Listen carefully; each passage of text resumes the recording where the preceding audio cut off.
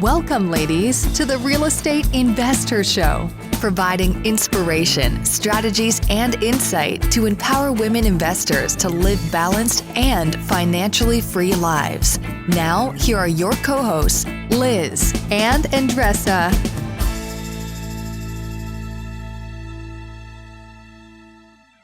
So in today's episode, we have Arleen Garza. She is a powerhouse multifamily syndicator, has passively invested over 3,500 doors, and actually owns and manages close to 2,000 doors.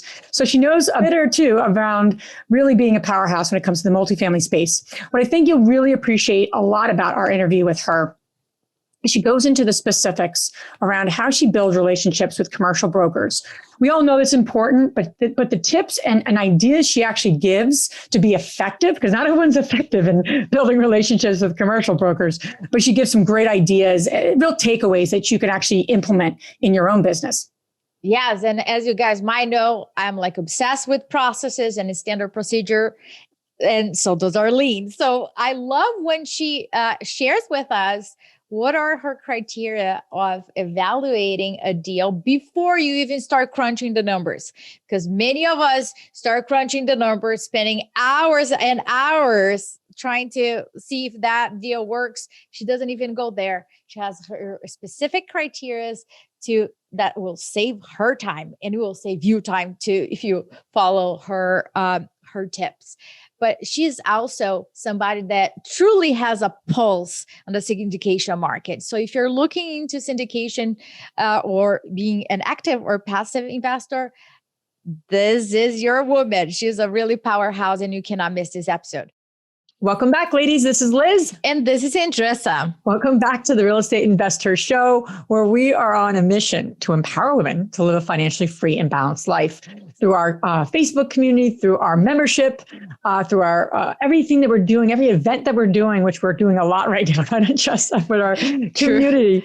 We're all about empowering women, not just for financial freedom, for that, just that, right? It's about creating a balanced life and creating a life that you live on your terms. So that's what we're up to. That's what we gives us a lot of passion, right? Every day. And we have an amazing guest. We bring on some amazing women each week to share their story, share their journey. And some of these women have a handful of properties, and some of them, like today, have a ton of properties and have been in this business a long time, and they have so much to share. So Arleen, thank you so much for being on our show. Thank you for sharing yourself with us and our community today. Thank you, Liz. I think it's so wonderful that you and Andressa are empowering women, and that is your mission. It's one that I've supported for a long time, so I'm happy to share my story, my journey, and hopefully that will help someone either kickstart theirs or 10x theirs, whatever the case may be. Well, I know you'll be able to share on both ends because you got such an amazing background.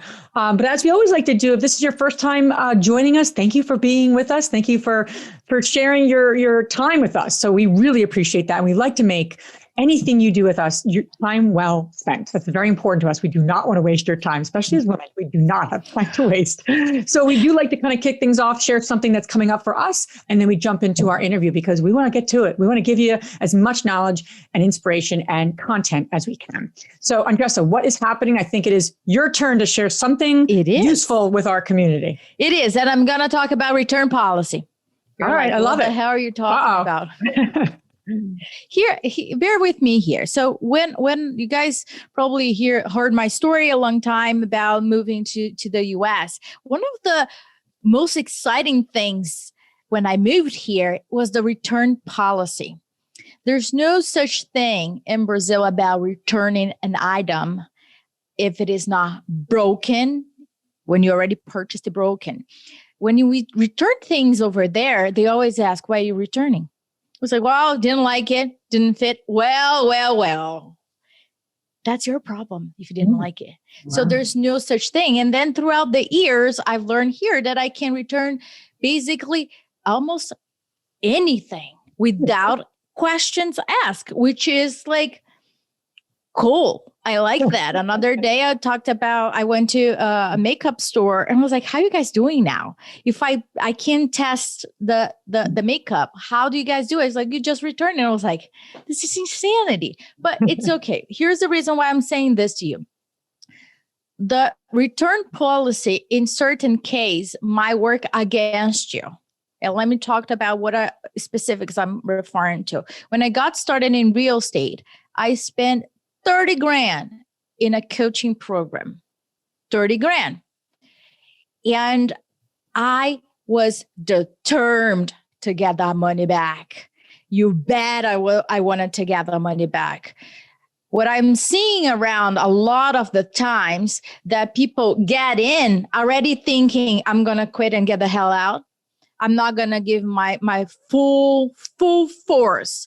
So when they purchase something, they blame the coach, they blame the company, they blame the sky was not blue enough.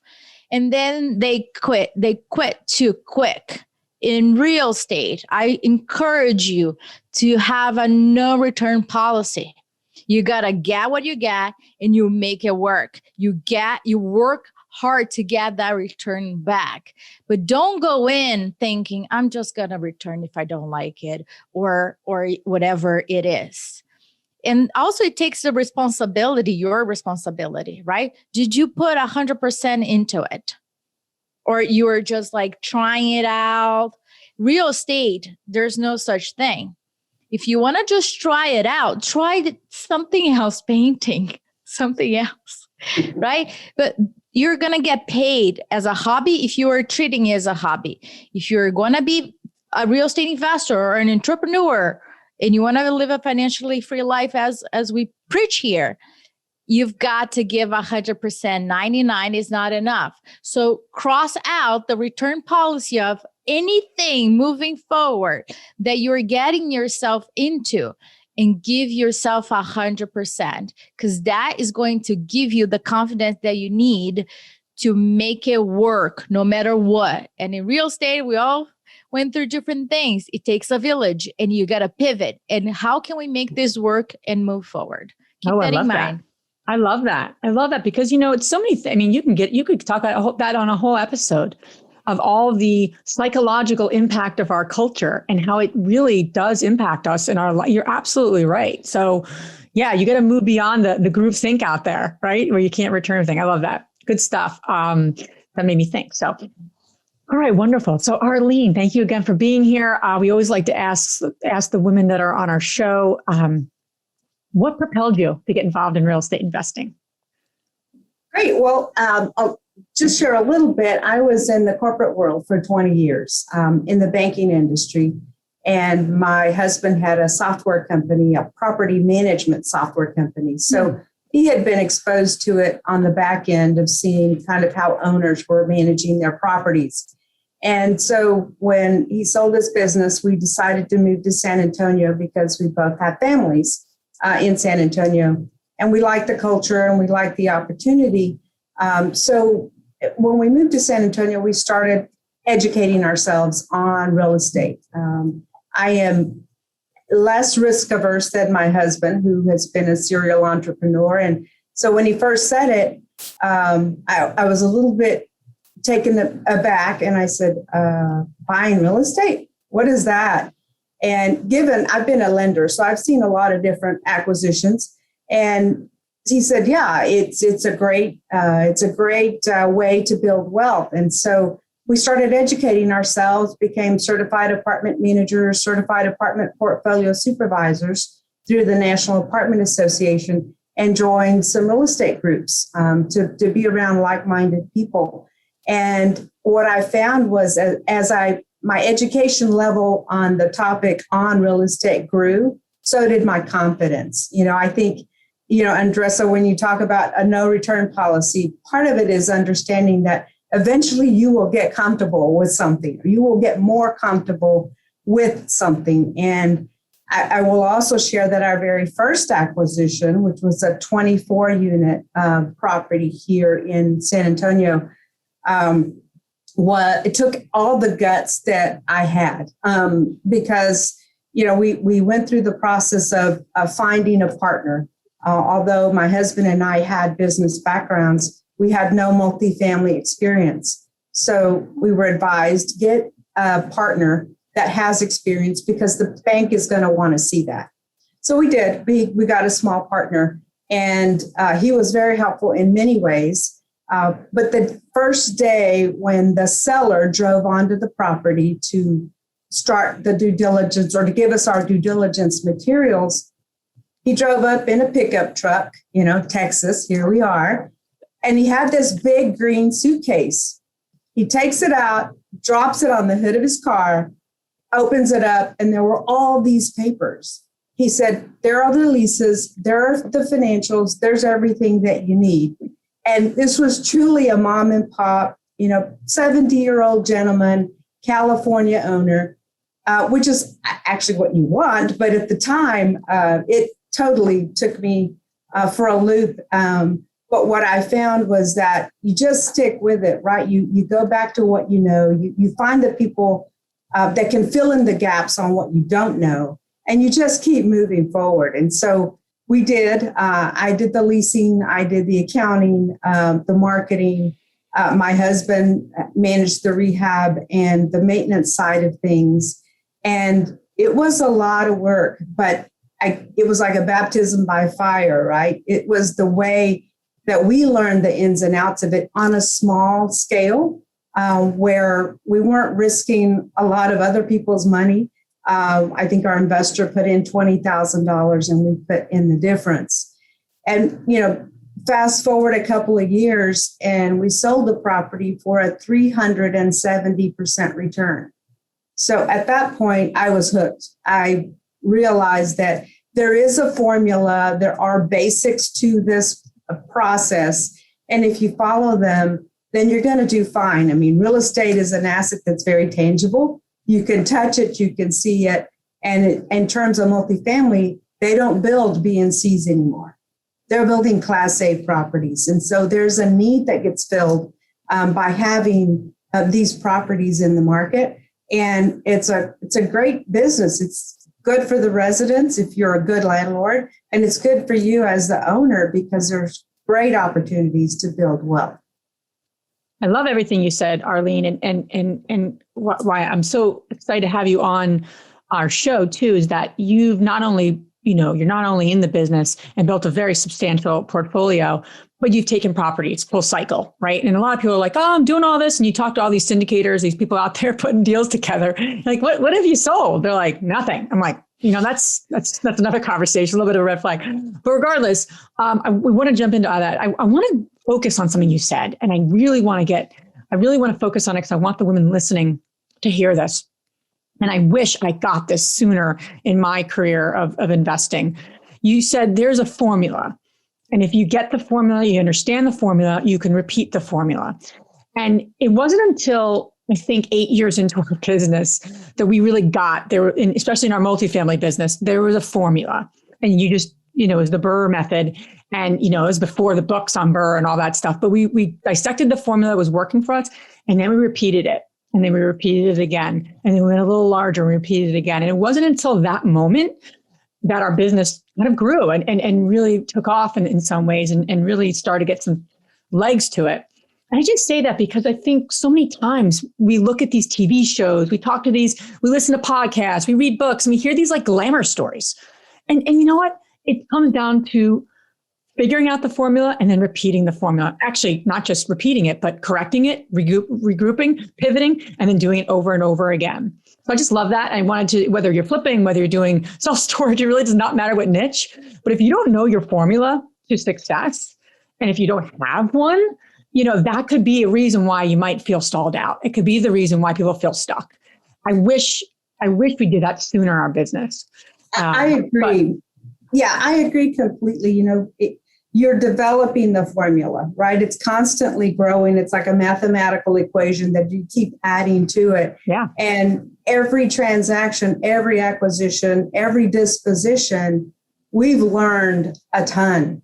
And so you document, you categorize it, and you learn not to repeat some of the things that you choose not to repeat. And then you expand upon the things that you find really helped create success. And so you're exactly right. It's a formula. And, with multifamily, it's what I love about it is that the properties are valued on the income they generate, nothing more.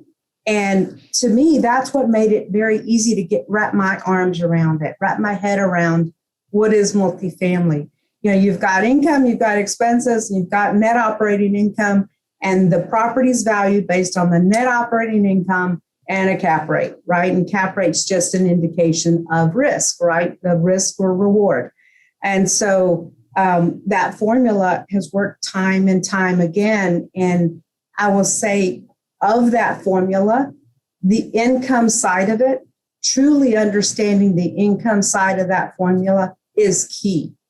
And I say that because on the expense side, for example, we have a management company in-house.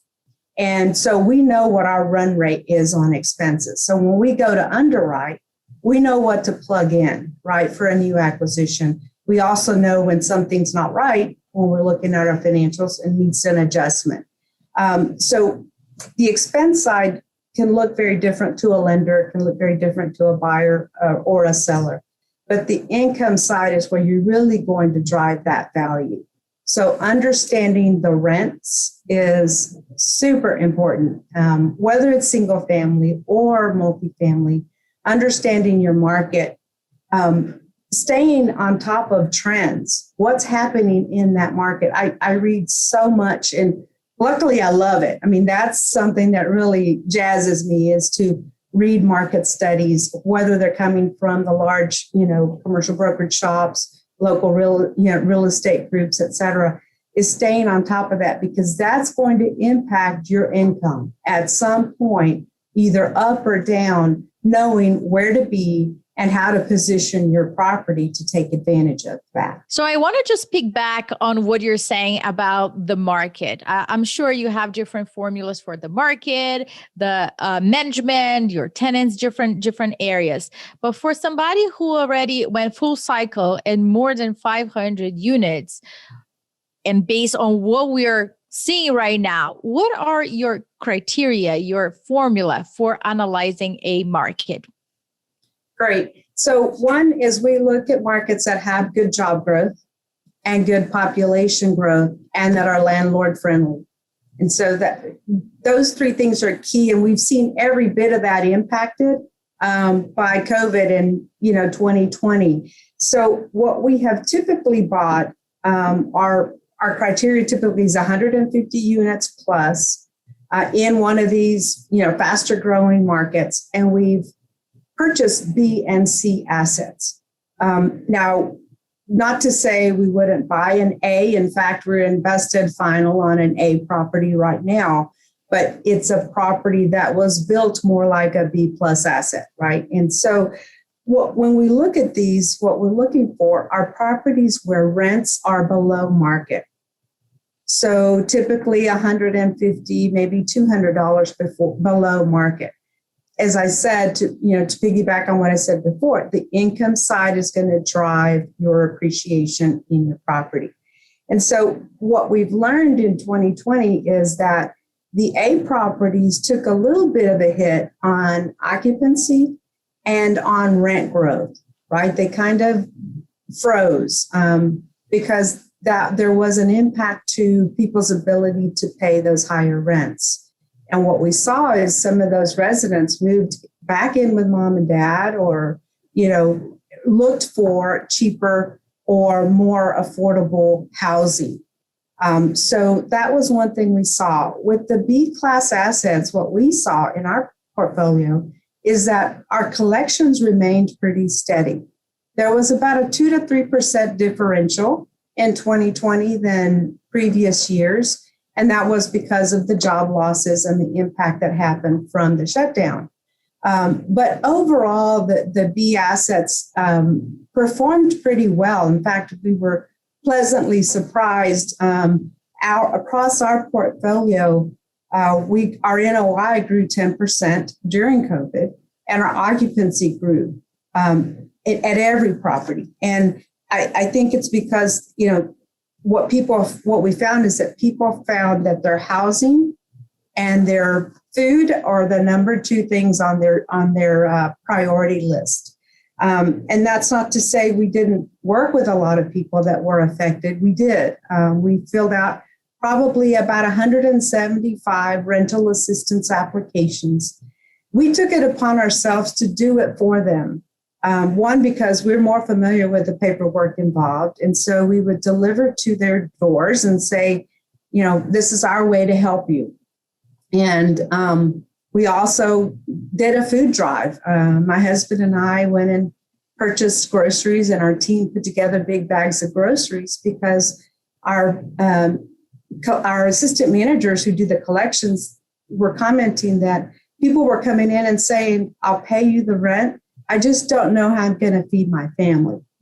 And so we wanted to do our part. And so we distributed grocery bags full of food to people because that's the right thing to do. And that was our way to show our residents that they truly do matter to us for more than just paying their rent. And so that was what we saw there. Now, we sold out our Class C properties, and Class C properties is where the delinquency tended to be the highest. And that's because those individuals tend to be in service-oriented jobs, and those were the jobs that were the most impacted. But I will say that for us, that B and C class tends to be where the sweet spot is for us. And we saw it do well during COVID. And what we're seeing, you talk about the market, what else is going on? It's becoming more and more competitive for multifamily. What people found was that multifamily and industrial were the two sectors of real estate that probably weathered the storm the best. And so you had all these folks that had been in office or retail, all of a sudden shifting their game plan to move into multifamily because everybody realized people always need a place to live. And apartments, the markets we invest in, for example, San Antonio, 51% of the households rent. Over half of the households rent. Houston is a secondary market where we now have 3 properties in that market. 58% of the households in Houston rent. So again, those are metrics, those are market numbers that we watch along with employment. Houston is the number one market for employment projected through 2025. So we are bullish on Houston. There's a lot of things I want to talk about that you just shared. One thing in particular, though, and it's interesting because our experience was the same exact as yours, Arlene, where the properties that were C, we had the most delinquencies, where it was more like B, we didn't, and it actually thrived. Unless we had a building that was a C and we were converting to a B in like a C environment, if you will, that actually thrived because we were actually out, we had a better product than the competition. But my so many thoughts in terms of like where to head the next question, because you got a lot of good stuff there.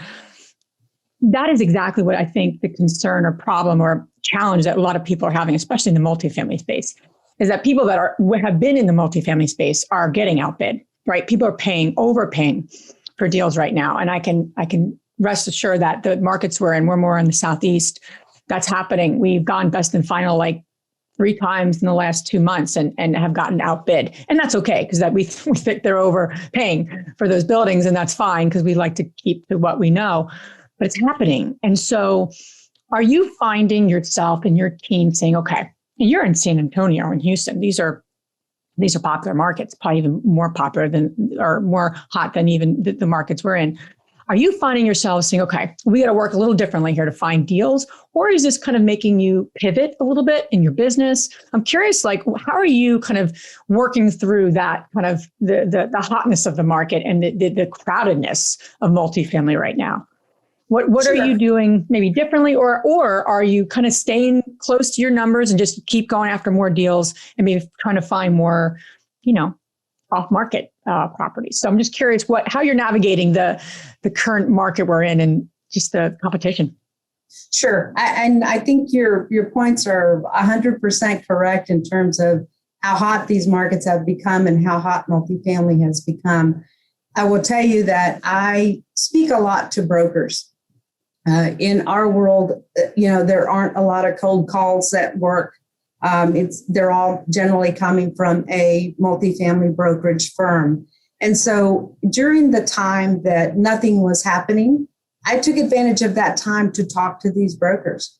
How are you doing? Are you going to be okay? Because their income was impacted, right? I know in San Antonio, one of the brokers said we lost 6 months, of our lives because there was no activity, basically. So it was really speaking to them about them understanding what we were looking for. Could we get more creative? We talked to one particular broker and said, look, here's a list of properties we've identified. You talk to the owners because it's a different scenario than single family, right? They want to feel like they're working with somebody that understands the multifamily world. And so he didn't bring us a multifamily property, but he brought us an office building. We had been looking for an office building to purchase. We now have 70 employees in our management company and our corporate side. And so we needed a place to be where we weren't constantly switching buildings. So he was able to find us an off-market building at an awesome, per square foot price that we wouldn't have found on our own because it wasn't a marketed property. So that's one example. On the multifamily side, it really is about trying to find those deals off market. When they're marketed deals, the price is going to be driven up. It's just the way it works. The brokers will bring in, 4 or 5 people into best and final. And, if you get past the first round, there's generally going to be a second round of best and final. And so we're very open with the brokers and telling them, look, we always have our top number. We know what top number works and we don't go beyond it. So we'll submit an offer, and the day offers are due, I'm on the phone with that broker. Towards the end of the day, what are you seeing? They will give you general guidance. They won't ever tell you a number, right? But they will give you general guidance. And so we always try to submit last, just so that I can take advantage of any intel that there may be. And then I also ask them for, in a best and final conversation, in a buyer interview, what are the magic words? What are they wanting to hear? In most cases, they want to hear certainty of close. They want to know that you are going to close that transaction. But they also sometimes want to know, how are you going to make money on this deal when I feel like I priced it, to a point where I'm making money? And so sometimes when they want to know your business plan is to make sure that you're going to have a level of success with this property. They're generally proud of it. They generally have done a good job rehabbing, et cetera. And so those are some things that I think have helped us, but it's getting those off-market deals that are going to make the biggest difference. And the other thing I would say is sometimes it's okay to be second. And, we're taught to win. We want to be number one every time. And that's not to say you want to lose. But the transaction we closed in December of 2020, because we didn't stop. We didn't stop underwriting. We didn't stop those conversations. It was a 95 asset in Houston. We were the number 2 bidder on that asset the year before in October. It was a loan assumption, which was, took 6 to 7 months. Well, when COVID started, that buyer got scared. It was a big $1 billion company. They weren't traveling. They weren't sending their folks in. And so the broker called us and said, the first buyer backed out. You guys were number 2. Would you like, to move forward on it? Well, the first go round, it was a loan assumption. So we could only go so high in our offer. So when it came back to us, I said, yes, we're interested, but we're interested in an all cash basis. Is your seller willing to talk on that basis? And they said, well, make us an offer. So we found a number that we knew would help absorb some of their prepayment penalty, but yet was a good number for us. And, I think that one was 103 a door, all attached garages, washers and dryers already in every single unit, just a beautiful property with little deferred maintenance. And so for us, it was a huge home run. But during that time, we kept conversations going with that broker. So they know us. When we moved from buying from San Antonio into looking at buying in Houston, I asked the brokers in San Antonio, would you send a recommendation email for me to your Houston counterparts? Because they didn't know who we were. And so tell them we're good buyers, tell them that we're fair, tell them that we close. We've never transacted. We've never put anything under contract that we did not close. And that's important. Now, that doesn't mean there weren't negotiation points along the way once you complete your due diligence, but it's really positioning yourself as a buyer that can close with these brokers and understanding what's available in the market. Sometimes you have to dig a little deeper to go out there and get them. But I will say that during COVID, we established this, what we called our COVID underwriting.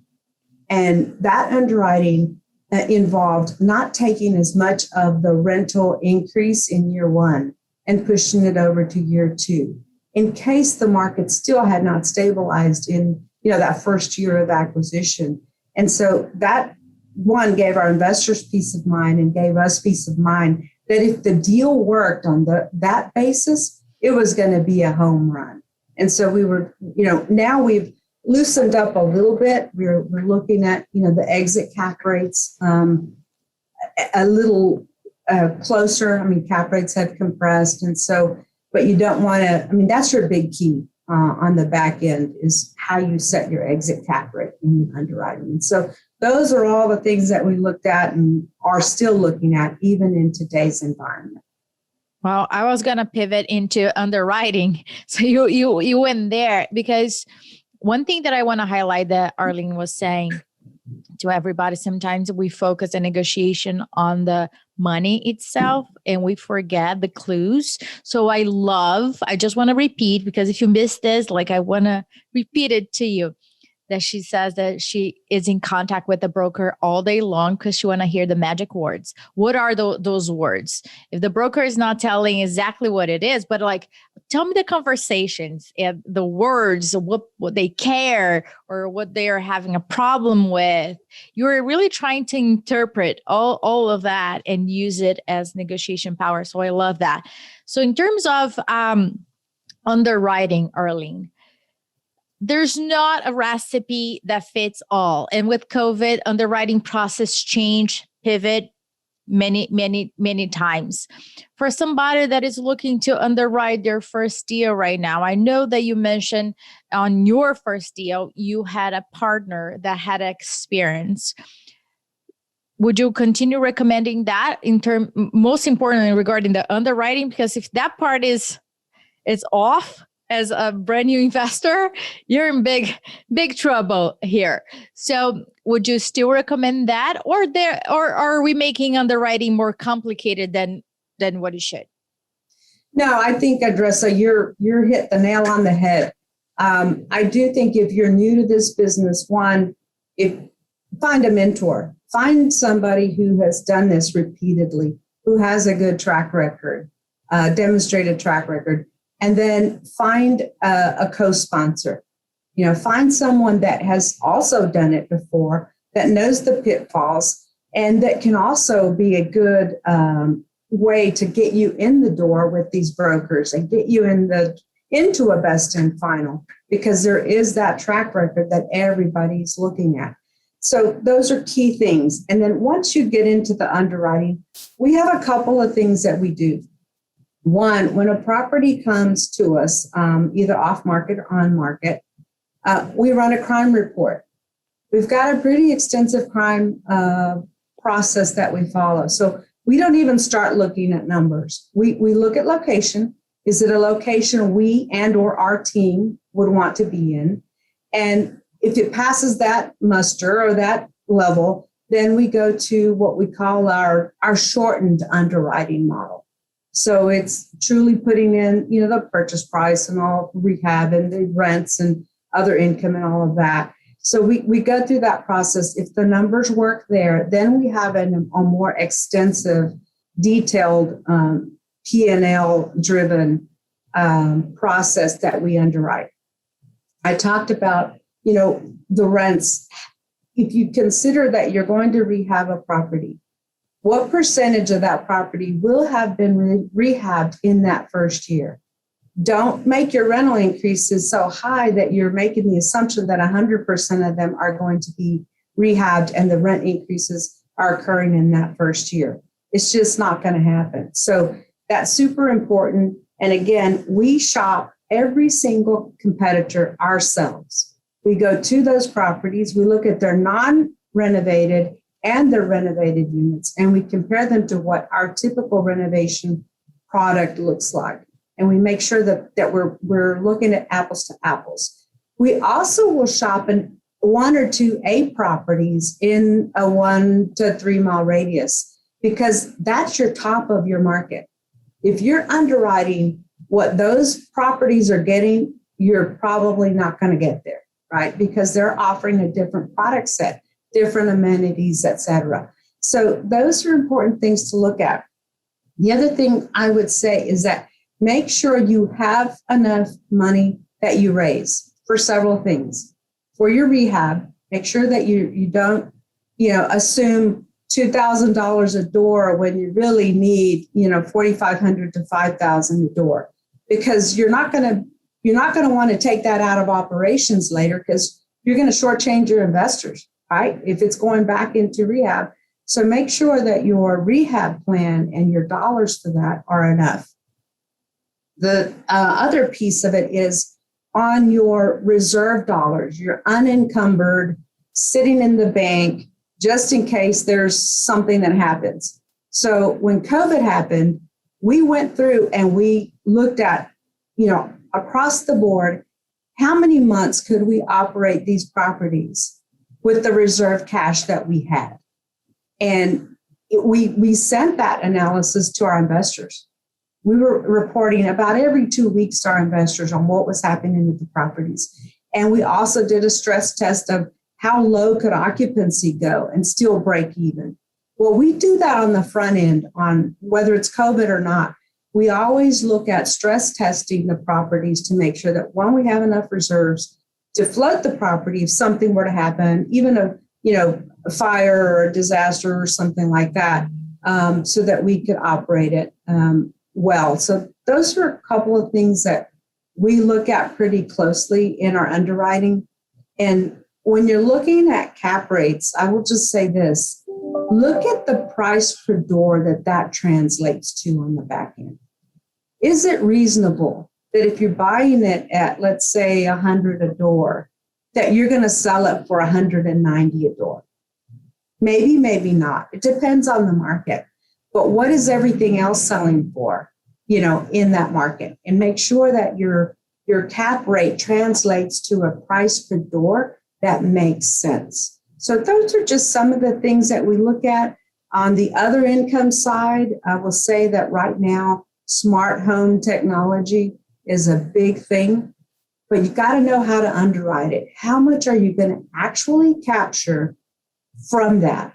Is it $25 a door per month versus what you're spending to get it? If you're assuming $100 per door, you're probably not going to be accurate, right? So go on the conservative end and also project what percentage of those households and how quickly they're going to adopt that smart home technology. Yeah, you're saying so many helpful things here. I mean, the part about competition, I just want to make mention of that. It's funny because, you talk to folks that are maybe not as business savvy, or, we hear this in comments in our community at times, and people will ask questions and they're not studying the market. Studying the competition. And we don't talk enough about that. We all know we got to know the market and what's happening. And that seems like it's kind of, in some ways, even some common sense. Now getting to the specifics takes a little more education and experience, but the competition is so critical at every niche in terms of investing, but especially right when it comes to multifamily. I love that you visit all the different competitors. I love your tip that you want to be studying the folks that are in a different class, right? Maybe some new construction. You want to know all your competitors, not just kind of equal footing competitors. So I just want to stress that even if you are literally looking at a duplex, you need to know your competition. You have competitors. People are going to rent from you or going to rent from someone else. It's not just large multifamily, because I know we talk a lot about competition in larger multifamily, but I think it's such a relevant point for every niche of investing. And it doesn't get talked enough about. It's almost like we know this in like common business knowledge, right? What's your product and what's your competitive edge? But yet we don't sometimes translate it to investing or as an investor. So I wanted to just reiterate that because I think that's really important, especially where we are with multifamily. And I had another thought that just literally popped out of my head. So. Well, I will add to that, Liz, that, in our case, we have our own management company. We're vertically integrated. So we control that entire process. But a lot of folks are working with third-party management. And, they may be the ones doing the shopping for you. They may be checking your competition. And I will say that's fine, but make sure you lay your own eyes on the competition. And as it relates to underwriting, the third-party management company should be an integral part of your underwriting, right? They should sign off on your rents. They should sign off on your expenses and say, yes, I can deliver that for you. Because if you're not in sync with your third-party management company, then when you go to them and say, well, why aren't you hitting the numbers? They're going to say, well, I didn't even know what the numbers were that I was supposed to hit. So even before we make an offer, our VP of operations over the management company, she's reviewed all the underwriting and she signed off on, based on her knowledge of the market and what we've presented, that she's comfortable that she can hit those numbers. I love that. Because you're just getting people engaged and committed to make something really work. And talking about team, in order for you to have, thousands of units under your belt, team building, right? How important it's that it's needless to say, it's really not, we're not able to do it all by ourselves. Just putting that out there. For you, Arlene, building a team, what do you know now that you wish you knew at the beginning that really helped you to build a strong, committed, loyal team that really pushes through? Great question. I'm often also asked is who was the first employee you hired? Accounting. The number side of it is so critical. My degree's in finance, not in accounting. So I know enough to be dangerous and screw up some books. So having whether it's a contract accountant, bookkeeper that can, make sure that all the bills get logged in correctly and all of that is super important. And so that was the first person we hired. And then the second person we hired was an HR person. When you're dealing with multifamily, you've got all levels. You've got, from the community manager to the assistants to the maintenance folks to leasing. And having somebody who could really bring in that talent was important. For us, our culture has always been one of respect. We don't hire anyone that would not be willing to help somebody else at another property. And to do it in a respectful way. You're not going to be best friends with everyone, but if you treat everyone with respect, then they will treat you with respect also. And we actually hired a consultant to develop a questionnaire for leasing agents before they were hired. And the first step he did was to go interview our own employees to find out what they liked about the company, what things they would change. And it was very rewarding for him to come back and say, everybody at the properties know who you guys are. They know you and Jacob, and they know that you care about them. That's the first thing they said was that they know you care about them. During COVID, we never shut our doors. Other management companies did. We understand that. Instead, we took the approach of training our team how to do their job safely.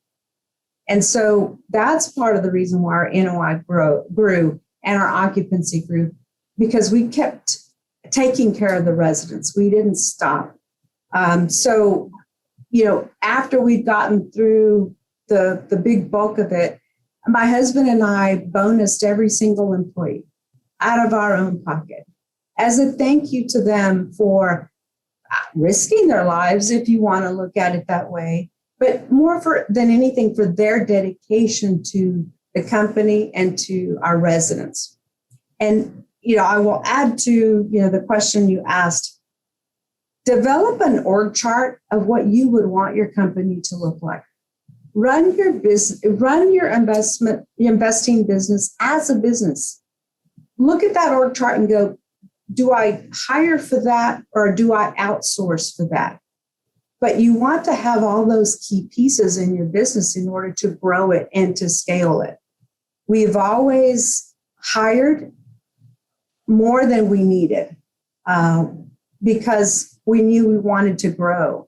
And so we invested, some of our profits in people. And that's been a huge, huge payback for us, is to be able to grow. We currently we had 4 properties under contract. One we closed last month. That was a learning experience because there was damage from the snowstorm, right? So we had not ever experienced that. Negotiated it very well with the seller, closed it. It's in process of being rehabbed, et cetera. And it's going to be a win-win. I mean, we were able to get $500,000 from the seller to do the renovation. So that saved some of our rehab dollars that we had initially projected, right? So but our VP of operations managed 14,000 units. And so when we brought her on, it was more than we needed, but we knew that we needed somebody with that level of experience because we want to get to that point. Wow, that's awesome. I love what you said too. We, as investors, we can tend to not feel as comfortable, right, spending the money before the growth has happened, right? So, I know we hired our first bookkeeper before, at the time it was $200 a month, and that was like a lot of money, to spend on a bookkeeper for us at that time, and we did it. But it was like we needed her, but we probably needed like a few more people. So to your point, I love that abundant way of thinking and thinking about how can we build a team that supports our growth. I mean, you want to talk about prosperity, like that's a really prosperous mindset that has probably allowed you to grow, right, significantly. Arlene, there's so much we can keep going through. We got to have you back on. You got a wealth of knowledge to share, and I would love to. Yeah, appreciate you. My mindset is somebody taught me a lot along the way, and I'm still learning. And I think it's my duty. It's it goes along with your mission to help others succeed. If I learned it, why not share it? If it helps somebody along the way, share it. And so I'm very happy to share, what I've learned along the way, and we'll continue to do that. Somebody has a question, reach out to me. I will always stop and take the time to help others. Where can the ladies listening learn more about your growing and budding businesses? Awesome. Our entity is called REAP Equity, REEP Equity. So you can reach me through invest@reapequity.com. Or if you want to reach out to me directly, it's Arlene, ARLEEN, at arleengarza.com. Awesome. And we're going to put all this information on our show notes. Now we're going to transition to our fabulous 3 questions. And the first one, Arlene, is what's the most transformational book have you ever read? That I've ever read? Well, Rich Dad, Poor Dad. I think a lot of folks in the real estate industry were impacted by Robert Kiyosaki's book. So I would say that one, as it relates to business, is one of the most transformational. Awesome. The second is, what's the most powerful routine that you do to create a financially free and balanced life? Whatever balance means to you. I always say that because it's different. Right? Yes, it's very different. But what I will say is that I tend to focus on gratitude. So every night I write down 3 things that I was thankful for, that I was grateful for. And then right behind that, I write down 3 other things that I want to impact the next day. And then I stop And I try to truly rest. I turn off my phone, at least 30 minutes before bedtime. So I want to let my mind slow down. I want to give it time to be creative. And I think the other thing is I like to schedule a free day. And that is a day where I do not think about business at all. And it's amazing the creative ideas that come to you when you're not focused on thinking about business. I love when the ideas come, right? We're just like, oh my gosh, Liz knows that usually comes when I'm taking a shower. So I get out of the shower and I try to find a notebook to write that down. So I love that. The last question is, which woman, famous or not, has inspired you the most? I would say my mom. My mom, I grew up in a family of 10 kids. My mom had a scholarship to go to college, but she lived in an era and a time where her parents weren't comfortable with her leaving. So she didn't go to college. And it became her mission to make sure that all 10 of her kids were educated. And so all 10 of us were able to attend college. And it was a very modest upbringing. There wasn't money to go and send 10 kids to college. So they instilled on us the value of education, and she in particular did, and to the point where when it was report card day, we lined up in front of them, all 10 of us, and you didn't want to hear, do you think you can do better? You wanted to hear, way to go. And so I think that was all a big part of all of us. I mean, there's probably 6 of us that are entrepreneurs out of the 10, and the others are in, professional environments. And it was because of her and her instilling faith. She made sure that faith was a big part of our lives. And I'll tell you what, without faith, there are those rocky moments that you can only get through with faith and prayer. And so I thank her a lot for that. That's great. Arlene, thank you so much for being on our show. Thank you so much for sharing yourself and all the great tips and ideas you had here on our show with our audience and our community. So thank you so much. You're very welcome. And again, I applaud yours and Andressa's mission to help women and empower them to build their own wealth and independence. Thank you for what you do. Thank you. If you enjoyed this podcast and want to receive updates on our next interviews, go to our website, therealestateinvestor.com. There, you can subscribe to our show, become part of our investor community, and get updates on upcoming episodes. If you like our show, please share with other women who would benefit. And don't forget to leave us a rating on iTunes. We'd really appreciate it. And as always, we encourage you to take one action as a result of today's show and put it into motion so you can live both a financially free and balanced life. Thanks for spending time with us. Ciao.